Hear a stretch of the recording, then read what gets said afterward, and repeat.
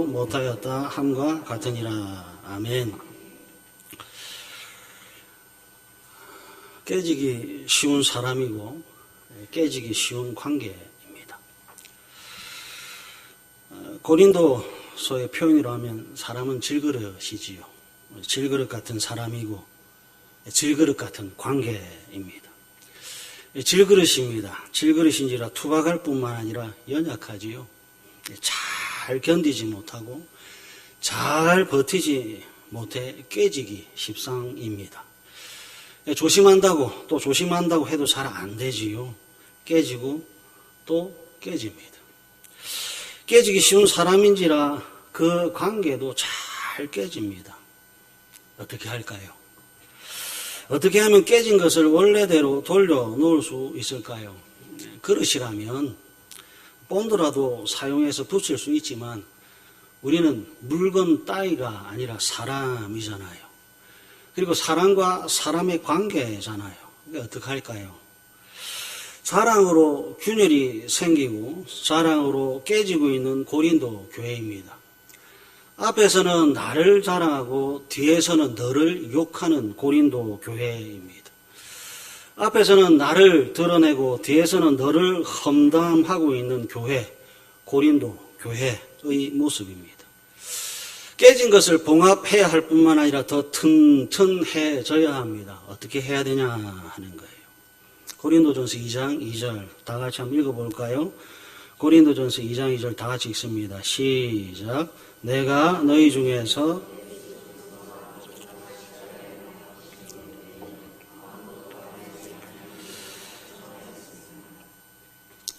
이 절에서 예수 그리스도와 그가 십자가에 못 박히신 것 외에는 아무것도 알지 아니하기로 작정. 이 부분 중요합니다. 고린도전서 2장 4절 다 같이 한번 읽어보겠습니다. 고린도전서 2장 4절 다 같이 읽습니다. 시작.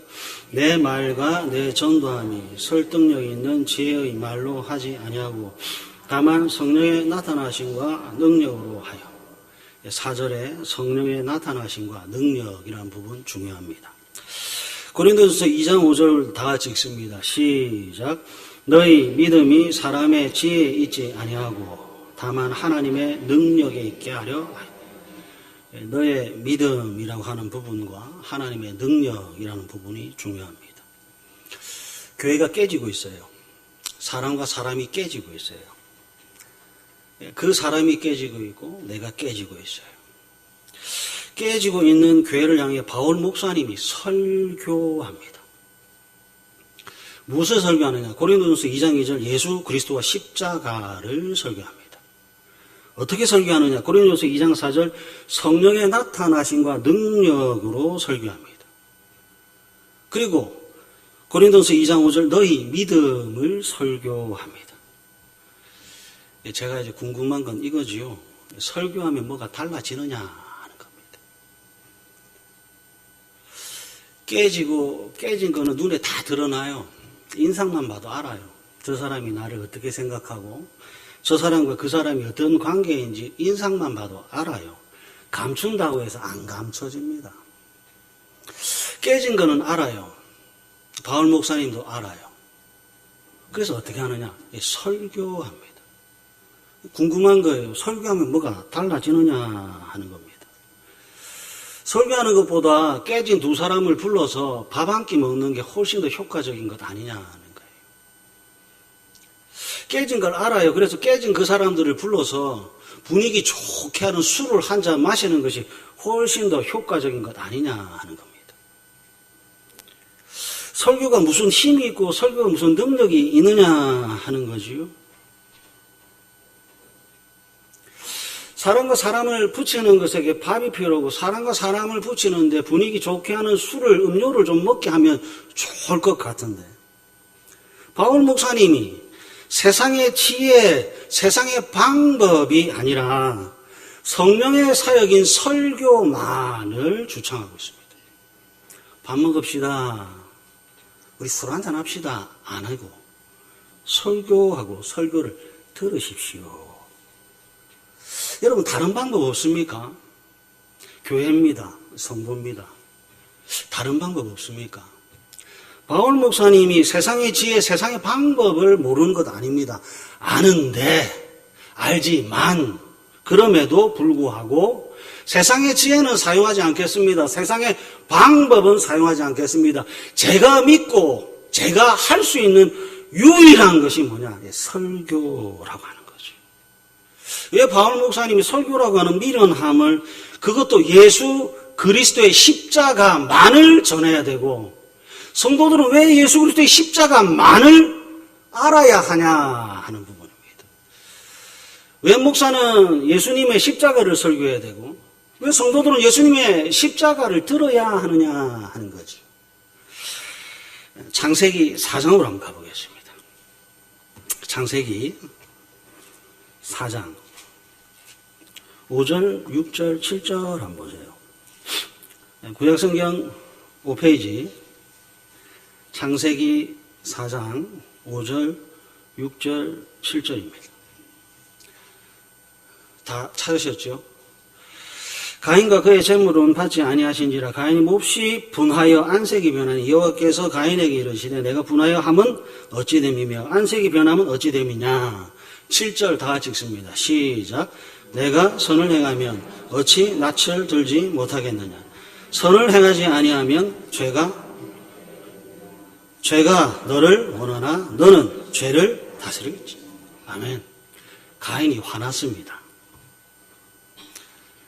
안색이 변했습니다.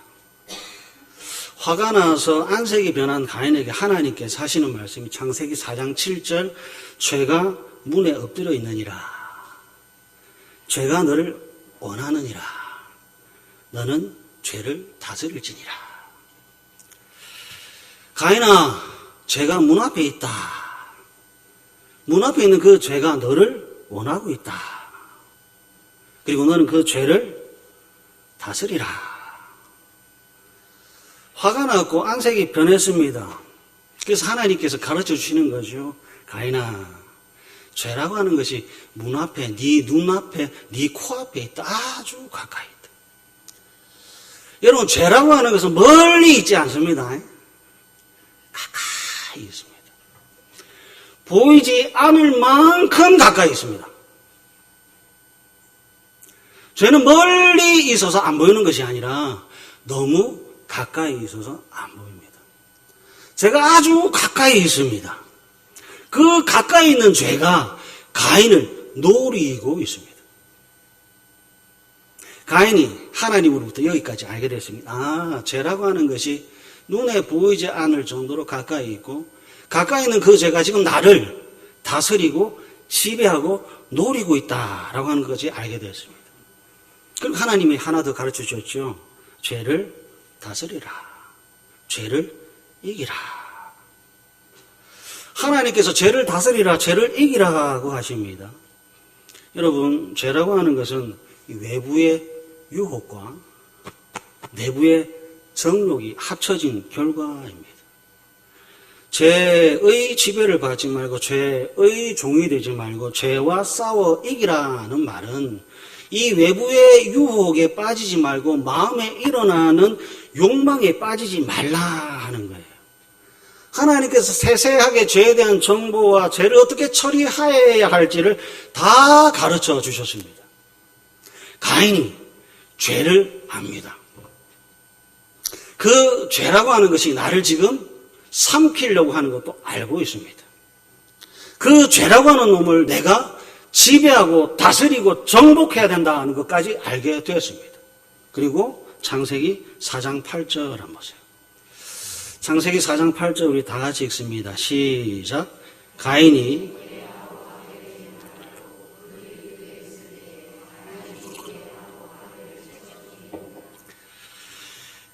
아벨이 형이 동생을 쳐서 죽입니다. 최초의 살인이지요. 여러분, 최초의 살인이 직계 가족 안에서 일어났습니다.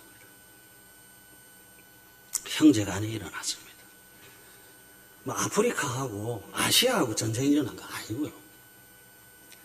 형, 동생입니다. 창세기 4장 1절에 보면 가인의 이름의 뜻이 여호와로 말미암아 득남하였다는 거예요. 여호와로 말미암아 득남하였다. 그만큼 존귀한 이름이고 그만큼 영광스러운 이름이고 아버지가 어머니가 가인 여호와로부터 득남하였다라고 하는 이름을 지을 정도로 소망을 담은 이름입니다. 가인이라고 하는 이름은 영광스럽고 존귀하고 아버지와 어머니의 소망을 담은 이름인데 참 희한하게도 최초의 살인자, 범죄자의 이름이 되었습니다. 왜 그렇지요? 이 대목이 참 중요한 것 같습니다. 왜 가인은 살인자가 되었습니까? 왜 형이 동생을 쳐서 죽입니까? 왜 그렇지요? 이유는 딱 하나입니다. 창세기 4장 7절의 죄 때문입니다. 죄에게 졌습니다. 가인이 죄를 이기지 못했고 가인이 죄를 다스리지 못했습니다. 그래서 끔찍합니다. 죄를 이기지 못했더니 형이 동생을 죽입니다. 여러분, 죄는 가까이 있습니다. 그 죄는 나와 친구하자는 것이 아니라 나를 다스리려고 합니다. 죄의 다스림을 받았더니 가인이 무자비해져 버렸습니다. 아주 가까이 있는 그 죄의 다스림을 받았더니 가인이 무자비해졌고 사나워졌습니다. 창세기 4장이 가르쳐주는 것이 뭔지 아세요? 가인이 죄를 알아도 죄를 다스리지 못했습니다. 창세기 4장이 가르쳐주는 건 이거지요. 죄라고 하는 것을 가인이 알아도 가인에게는 죄를 이길 수 있는 힘과 권세와 능력이 없었다는 겁니다. 참 아이러니하게도 가인에게 분노할 수 있는 힘은 있었습니다. 참 아이러니하게도 가인에게 동생을 들로 유인할 수 있는 지혜는 있었습니다. 정말 아이러니하게도 가인에게 동생을 쳐서 죽일 수 있는 주먹은 있었습니다. 정말 안타까운 것은 분노를 다스릴 수 있는 힘이 없었다는 거예요. 동생을 사랑할 수 있는 용기가 없었다는 거예요. 동생과 화목할 수 있는 지혜와 능력은 없었다 하는 거죠. 그래서 죽이는 것밖에 못합니다. 가까이 있는 죄, 그 죄를 알기는 알지만 그 죄를 뛰어넘는 용기, 지혜, 능력, 권세는 가인에게 없더라는 겁니다. 그래서 죽입니다. 이제 사사기 19장으로 한번 가보겠습니다. 사사기 19장 16절부터 한번 보세요. 구약성경 395페이지입니다. 사사기 19장 16절, 17절, 18절 한번 보십시오.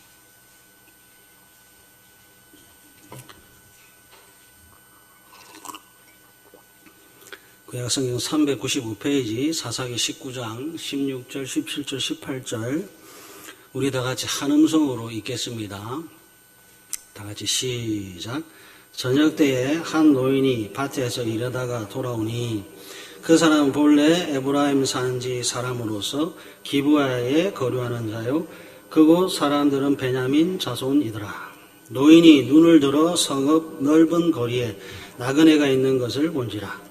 노인이 묻되 그대는 어디로 가며 어디서 왔느냐 하니 그가 그에게 이르되 우리는 유다 베들레헴에서 에브라임 산지 구석으로 가나이다. 나는 그곳 사람으로서 유다 베들레헴에 갔다가 이제 여호와의 집으로 가는 중인데 자기 집으로 영접하는 사람이 없나이다. 레위 사람이 첩과 함께 사사기 19장 18절 유다 베들레헴에서 에브라임 산지 구석으로 감고 있습니다. 그러다가 사사기 19장 16절 한 노인의 초대로 기브와 베냐민 자손이 머무는 곳으로 가서 유숙 하룻밤 머물게 되었습니다. 레위 사람이 왜 기브아로 발걸음을 옮겼는가 봤더니 사사기 19장 12절 한번 보세요. 사사기 19장 12절 이스라엘 자손에게 속하지 아니한 이방 사람의 성읍으로 들어갈 것이 아니니 기브아로 나아가리라. 이방 사람보다 이스라엘 자손에게 속한 형제들이 낫다는 거죠. 이방 사람들보다 믿음의 조상 아브라함의 후손 야곱의 아들들 나와 피를 나눈 형제들이 훨씬 더 믿음직스럽다 하는 겁니다. 좋은 판단이고 좋은 결심처럼 보입니다. 그런데 사건은 예고 없이 찾아오고 불행은 경고 없이 찾아옵니다. 사사기 이제 19장 22절에서부터 26절 한번 보십시오. 사사기 19장 22절에서부터 26절은 우리 한 절씩 교독하도록 하겠습니다. 제가 먼저 읽겠습니다. 그들이 마음을 즐겁게 할 때 그 성읍의 불량배들이 그 집을 에워싸고 문을 두들기며 집 주인 노인에게 말하여 이르되 내 집에 들어온 사람을 끌어내라 우리가 그와 관계하리라 하니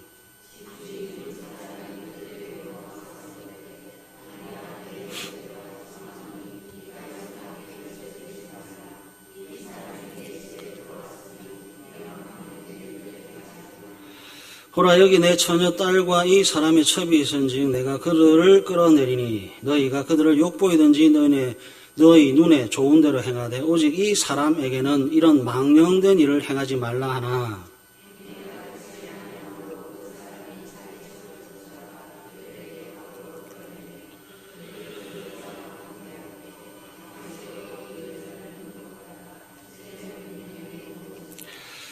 동틀 때 여인이 자기 주인이 있는 그 사람의 집문에 이르러 엎드려서 밟기까지 거기 엎드려져 있더라.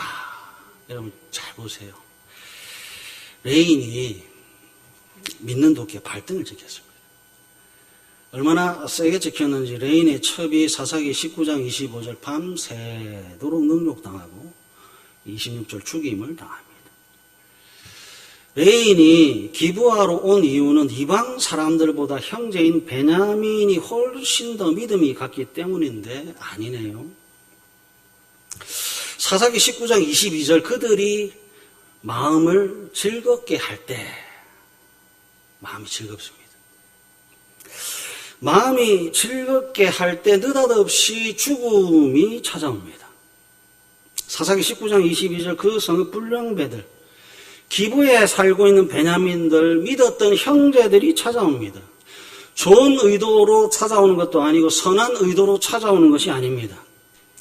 집주인이 하나님의 백성이자 언약의 이스라엘 백성들 베냐민 자손들에게 권면하는 것이 23절 이 같은 악행이라고 언급하고 있습니다. 그리고 23절과 24절에 이런 망령된 일을 하지 말자 합니다. 여러분 이 대목 참 중요하지요. 하나님께서 가인에게 너는 죄를 다스리라고 하신 것처럼 집주인이 베냐민 사람들에게 죄를 다스리십시오. 죄를 이기십시오. 죄를 모르는 것 아닙니다. 지금 내가 하려고 하는 그 말이 죄라고 하는 것 압니다. 지금 내가 하려고 하는 그 행동이 죄라고 하는 것 압니다. 내 마음에서 불타오르는 그 불이 끔찍한 죄악의 불이라는 것 압니다. 아는데 사사기 19장 25절 무리가 듣지 아니하므로 베냐민 사람들이 죄를 다스리지 못했습니다. 레인의 첩이 외부라는 유혹에 간음하려는 내부의 정욕이 합쳐져 사사기 19장 26절 죽음을 만들어냈습니다. 10계명, 7계명 간음하지 말라라고 하는 계명을 지켜내지 못했고요. 10번째 계명 내 이웃의 집, 내 이웃의 아내를 탐하지 말라라고 하는 10번째 계명도 지켜내지 못했습니다. 창세기 4장에서는 형이 동생을 죽였는데 사사기 19장에는 형제가 형제를 간음하고 능욕하고 죽였습니다. 여러분 창세기 4장도 교회잖아요. 사사기 19장도 교회잖아요. 교회 안에 뭐가 있어요? 죄가 있어요. 여기 안에는 깨끗하겠지, 여기 안에는 괜찮겠지. 아닙니다. 여기 안에 죄가 있습니다. 그 죄가 너에게 있는 것이 아니라 나에게 있습니다.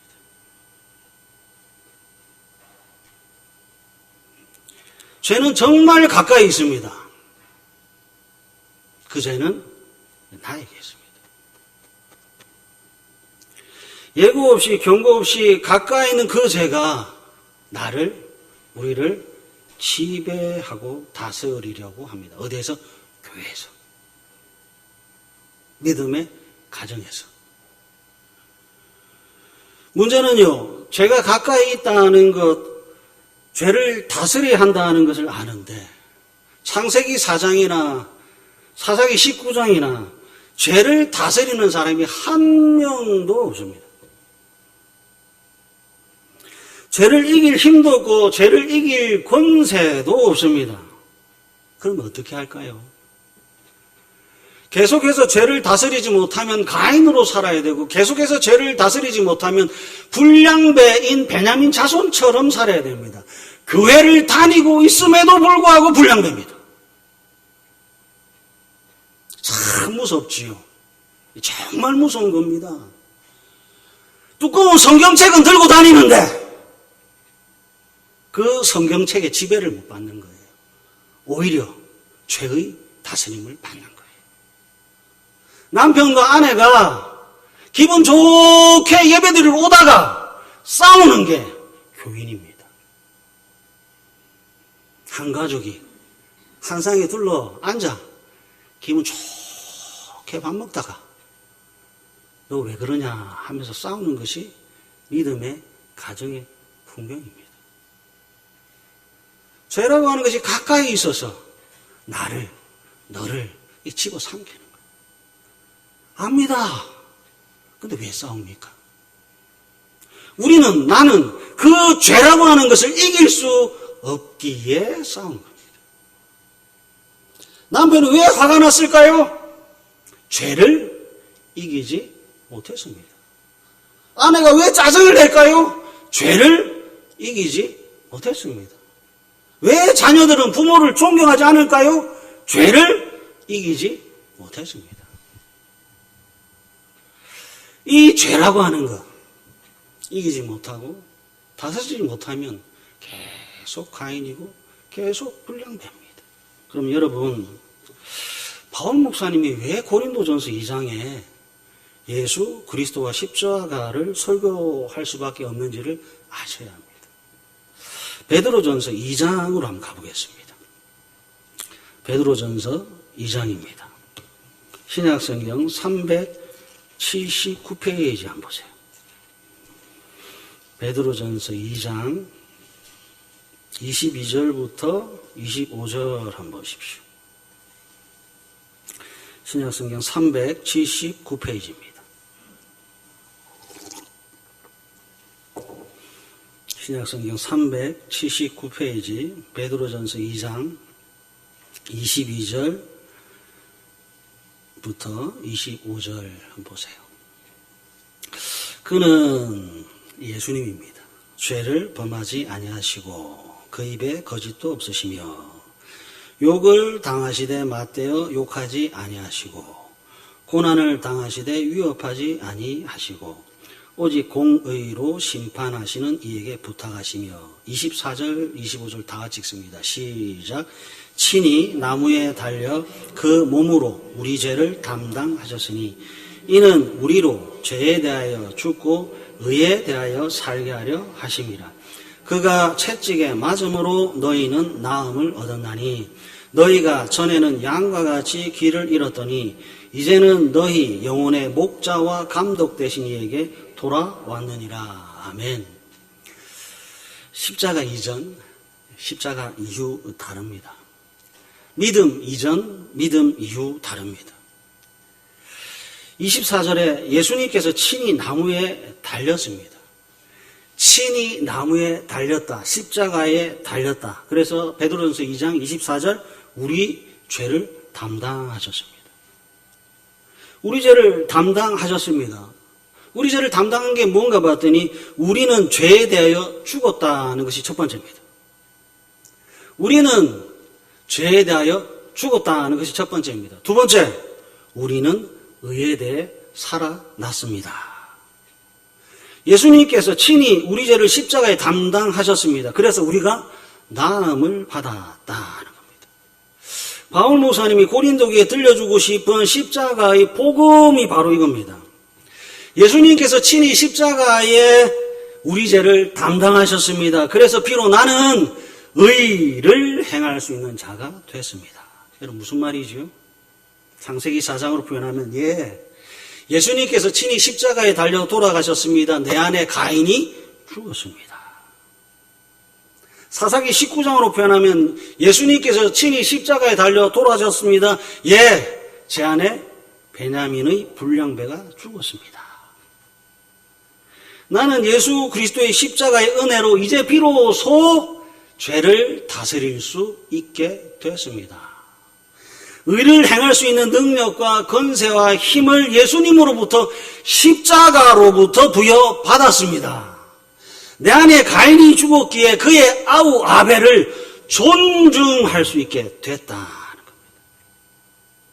내 안에 베냐민이라고 하는 불량배가 죽었기에 이제 더 이상 가늠하지 않습니다. 내 이웃의 집과 내 이웃의 아내를 탐하지 않습니다. 가인이 죽고 불량배가 죽었기에 나와 너는 더 이상 원수가 아닙니다.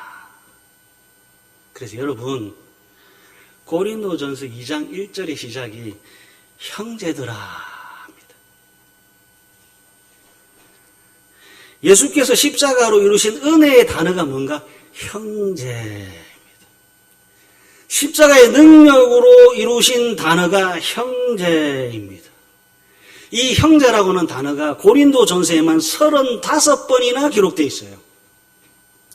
예수 그리스도의 십자가는 죄에서 의로 변하게 합니다. 원수에서 형제로 변하게 합니다. 10, 100, 1000만이었던 것을 하나 되게 합니다. 우리를 하나님의 가족으로 만듭니다.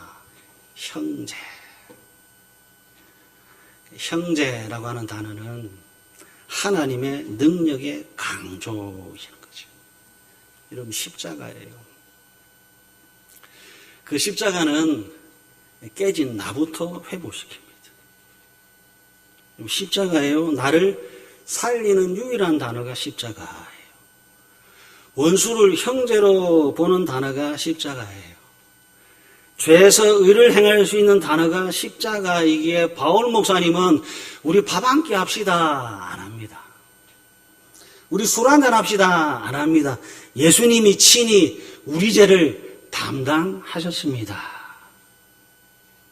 성령으로 이 예수 그리스도의 십자가를 설교하고 성령으로 이 예수 그리스도의 복음을 믿음으로 듣는 거예요. 바울 목사님은 성령으로 십자가를 설교합니다. 중요한 건 성도들이 성령으로 설교를 듣는 겁니다. 사도행전 2장으로 한번 가보겠습니다. 사도행전 2장 44절, 45절, 46절, 47절 한번 보세요. 신약성경 190페이지입니다.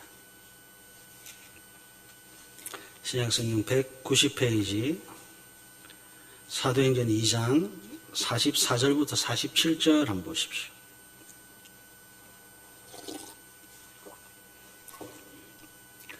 사도행전 2장 44절부터 47절 신약성경 190페이지 우리 한 목소리로 다 같이 한번 읽어보겠습니다. 시작. 믿는 사람이 다 함께 있어 모든 물건을 서로 통용하고 또 재산과 소유를 팔아 각 사람의 필요를 따라 나눠주며 날마다 마음을 같이하여 성전에 모이기를 힘쓰고 집에서 떡을 떼며 기쁨과 순전한 마음으로 음식을 먹고 하나님을 찬미하며 또 온 백성에게 칭송을 받으니 주께서 구원받는 사람을 날마다 더하게 하시니라. 아멘. 바울 목사님이 성령의 나타나심으로 예수 그리스도의 십자가를 설교했습니다. 그 다음에 믿는 겁니다. 사도행전 2장 44절 믿는 사람이 하지요. 예수 그리스도의 십자가를 믿는 사람입니다. 친히 우리의 죄를 담당해 죄에 대해 죽고 의에 대해 살게 하신 그 십자가를 믿는 사람들이 함께 합니다. 그리고 뭐 하는가 봤더니 44절 통용입니다. 이 통용이라고 하는 건 서로 넘나들어 두루 쓴다는 거래요. 서로 넘나든다. 서로 넘나드는 겁니다. 너와 나 사이에 중간에 막힌 담이 사라졌다는 겁니다. 통용에 서로 넘나드는 거예요. 너와 나 사이에 중간에 막힌 담이 없습니다. 나도 자유롭게 너도 자유롭습니다. 그래서 형제인 거죠. 통용하는 것도 십자가의 능력입니다. 그 다음 45절 나눠주며 합니다. 각 사람의 필요에 따라 나눠주는데 무엇을 나눠주는가 봤더니 재산과 소유를 팔아 나눠줍니다. 여러분, 재산이라고 하는 단어 그리고 소유라고 하는 단어는 지극히 개인적인 단어이고 지극히 주관적인 단어입니다. 내 재산이고 내 소유입니다. 그런데 나눠줘요.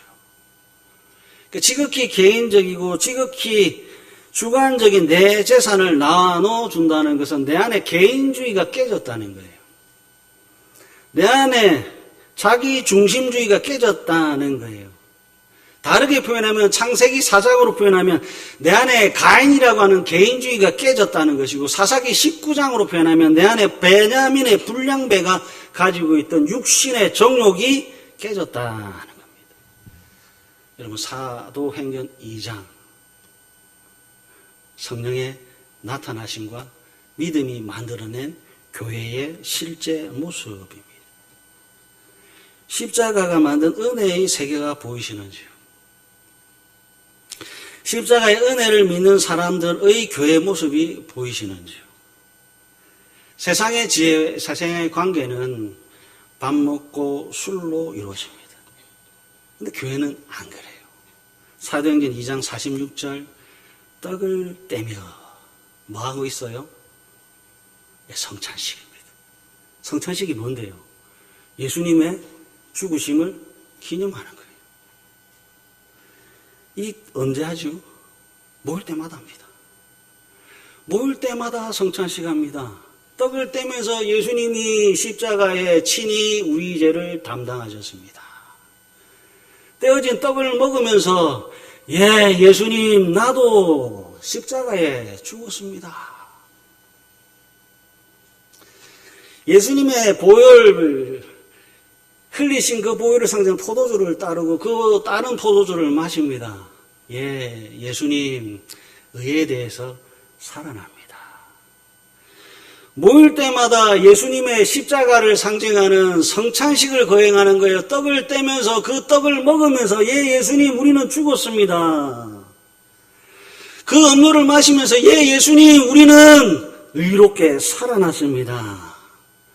모일 때마다 확인하고 모일 때마다 확증하는 거죠. 십자가와 성찬을 통해서 나는 당신과 원수가 아닙니다. 형제입니다. 한 몸입니다. 한 가족입니다. 라고 하는 것을 십자가와 성찬을 통해 확인하는 겁니다. 사랑하는 가족 여러분, 바울 목사님이 형제들아 합니다. 제 안에 십자가가 있습니다. 하는 뜻이죠. 바울 목사님 형제들아 합니다.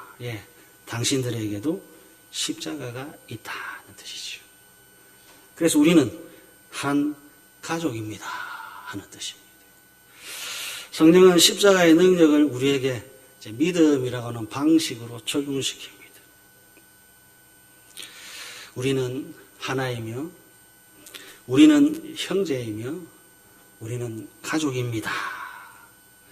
예수님의 십자가가 우리를 가족과 형제로 만드셨습니다. 우리는 죄를 이길 수 있는 능력이 있습니다. 우리는 서로를 사랑할 수 있는 힘이 있습니다. 우리는 십자가를 통해서 서로를 용서할 수 있습니다. 우리는 십자가를 통해서 나눠줄 수 있습니다. 사랑하는 가족 여러분, 죄에게 지지 마시고 십자가와 성령으로 죄를 다스리십시오.